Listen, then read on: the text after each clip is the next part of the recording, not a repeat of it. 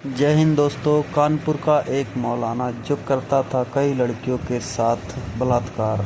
लगभग उस मौलाना ने 3 लड़कियों नाबालिग लड़कियों के साथ बलात्कार कर चुका था, मगर वह यह नहीं जानता था कि एक दिन ऐसा भी आएगा कि उसकी करतूत पूरा जग जाहिर हो जाएगा और सोशल मीडिया पर वायरल हो जाएगी। यह वाक़या है 9 अगस्त 2024 की।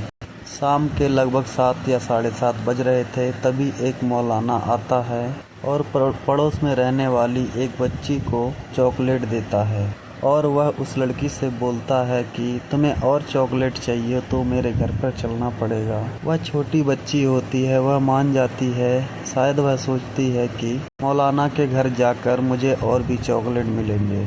मौलाना उस बच्ची का हाथ पकड़ता है और अपने घर में ले जाता है। मौलाना घर में बच्ची को ले जाने के बाद पहले तो अपने कपड़े निकालता है और बाद में बच्ची को भी पूरा नंगा कर देता है। उस मौलाना का नाम मौलाना मुख्तार कहा जाता है। वहाँ के लोग उसे मौलाना चच्चा के नाम से भी पुकारते हैं।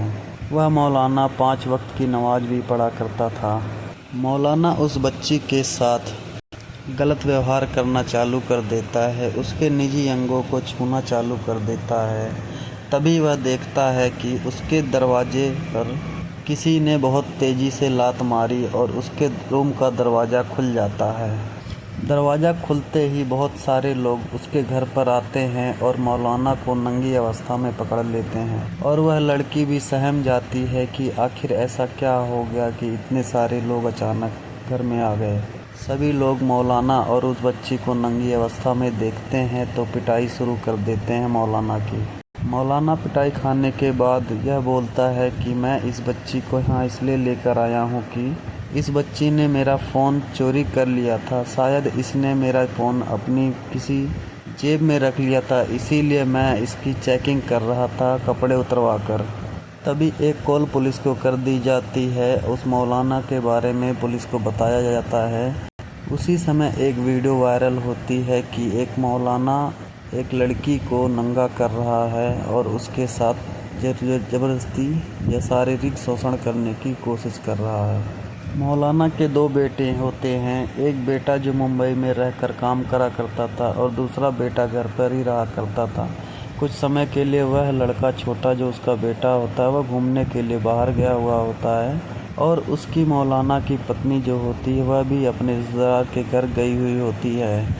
इसी बीच में इस तरह का वाक़या हो जाता है। जब वह वीडियो पुलिस को पता चलती है कि एक वीडियो वायरल हो रही है, तब पुलिस जांच पड़ताल करती है कि आखिर इस तरह की वीडियो किसने बनाई। तभी पता चलता है कि 3 शख्स होते हैं जो इस वीडियो को वायरल करते हैं। तभी वह शख्स बताता है कि मैंने कैसे इसकी वीडियो बनाई।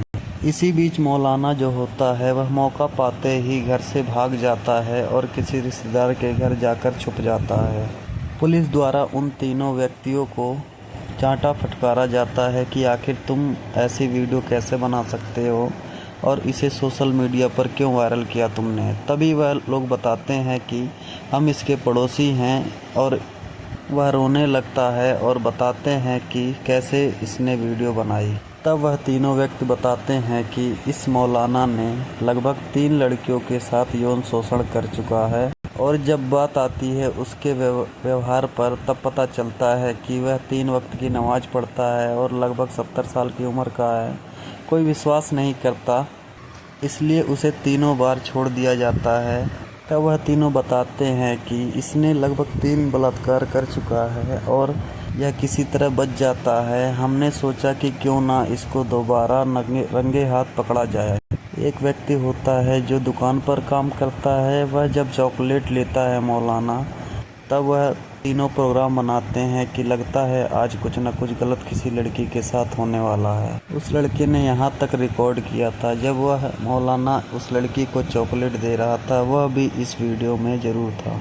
मौलाना लड़की को लेकर घर के अंदर जाता है, पहले अपने कपड़े उतारता है और बाद में लड़की के कपड़े उतारता है और लड़की के निजी अंगों को छूने की कोशिश करता है। यह सब रिकॉर्ड किया गया था उस लड़के द्वारा। यह सब वह खिड़की के सहारे छोटे से छिद्र के द्वारा रिकॉर्ड किया करता था।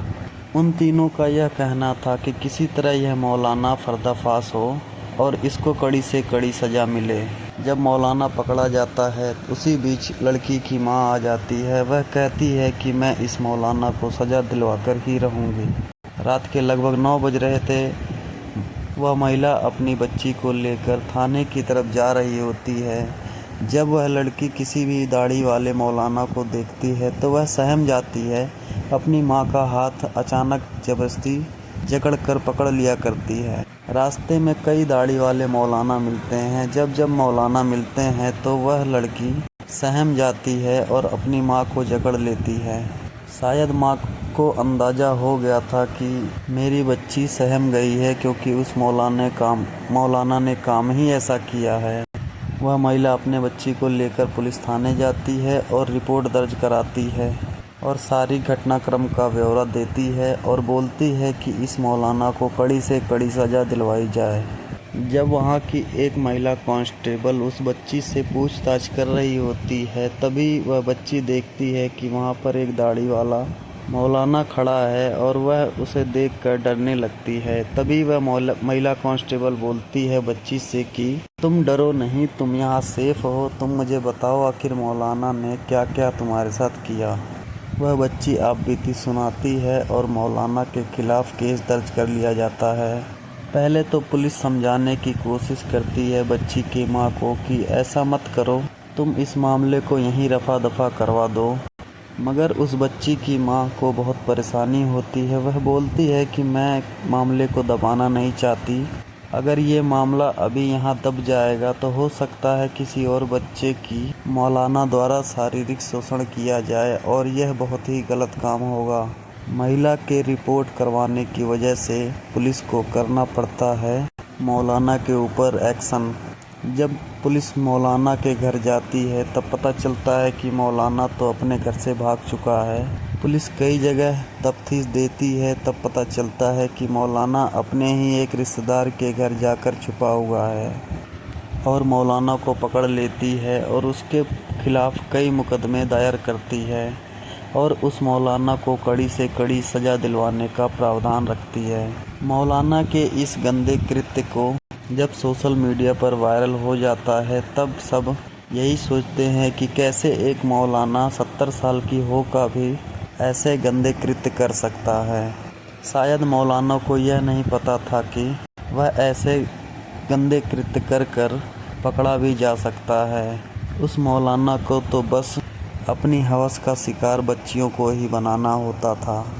दोस्तों, अगर आपके इलाके में भी ऐसा कोई मौलाना हो जो पूरे मुस्लिम समाज को बर्बाद करने की कोशिश कर रहा होता है तो क्या करते आप उस मौलाना को कौन सी सज़ा दिलवाना चाहते हैं? दोस्तों, इस वीडियो का सुनाने की वजह सिर्फ एक है कि आप लोगों को जागरूक किया जाए, ऐसे गंदे काम करने वाले मौलाना या और किसी भी व्यक्ति को पकड़ा जाए और समाज में अच्छा संदेश पहुंचाया जाए। दोस्तों, अगर यह वीडियो आप लोगों को अच्छी लगी हो तो अपना बहुमूल्य कमेंट ज़रूर करें, लाइक शेयर सब्सक्राइब ज़रूर करें और ऐसी ही कई कहानियों को जानने के लिए हमारे क्राइम कहानी इंडिया पर जाकर क्लिक करें और कई ऐसी इंटरेस्टिंग कहानियों का लुत्फ़ उठाएं। जय हिंद, जय भारत।